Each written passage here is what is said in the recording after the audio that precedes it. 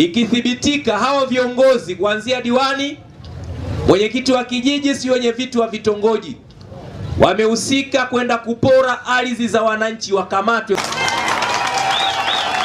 na wachukuliwe hatua za kisheria kwa makosa ambayo wanafanya, kwenda kunyanyasa wananchi, kwenda kupora ardhi za wananchi bila kujali cheo cha mtu. Sasa nilivyosikia leo kuna baba anakuja, nikasema niende nikatoe kero langu.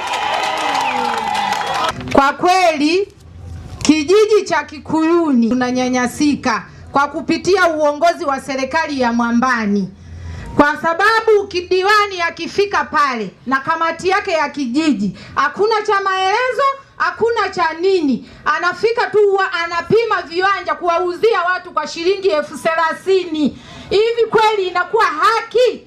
Anayeuza nani? Diwani na kamati yake, viongozi wa Mwambani, mwenyekiti wa kitongoji, mwenyekiti wa vijiji na wajumbe wake. Mheshimiwa, inasikitisha sana. Mimi nilipo hapa nina watoto 6, nikanunua eneo la hekari 3 na kuja kukatwa, zinakatwa vipande, nikabaki na kipande kimoja.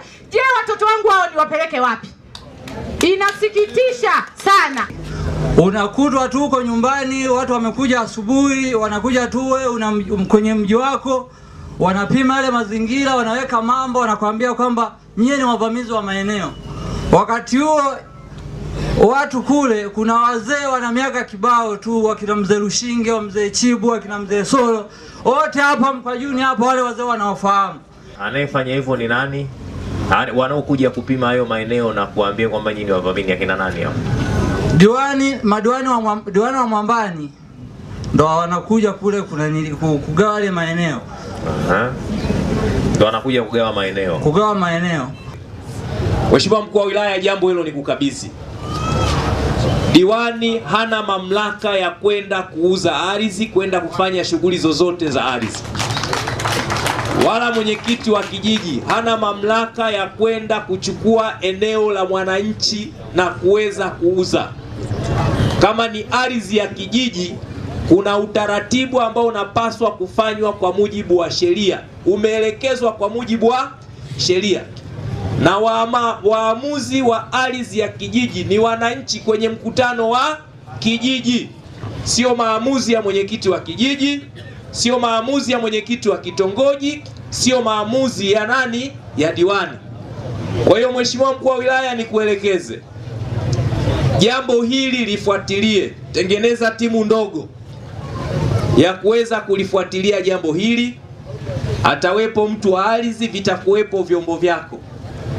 Ikithibitika hao viongozi kuanzia diwani, mwenyekiti wa kijiji, si wenye vitu wa vitongoji, wamehusika kwenda kupora ardhi za wananchi, wakamatwe kwanza na wachukuliwe hatua za kisheria kwa makosa ambayo wanafanya, kwenda kunyanyasa wananchi, kwenda kupora ardhi za wananchi bila kujali cheo cha mtu.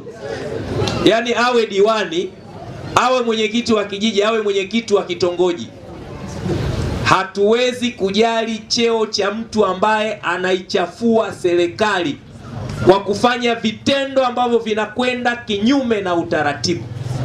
Serikali ni serikali ya kazi na utu. Tunafanya kazi kwa kuzingatia misingi ya utu.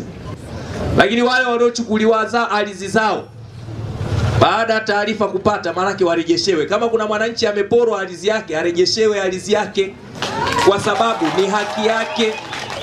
Na sisi serikali, wajibu wetu ni kutenda haki.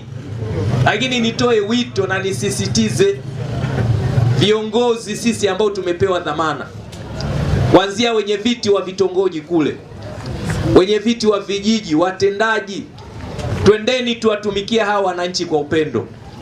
Tusitengeneze chuki na uadui kati ya serikali na wananchi, kwa sababu ukitenda jambo baya pale, kinachoonekana ni kwamba huyu ametenda ni kiongozi wa serikali.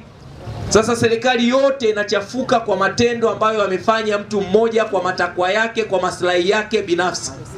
Sasa kwenye mkoa huu wa Songwe nimekuwa nikitoa maelekezo na narudia mara kwa mara, ni marufuku na nisingependa kusikia mwananchi ananyanyaswa na mtumishi wa serikali na kiongozi wa serikali. Tupo mwaka wa mbele.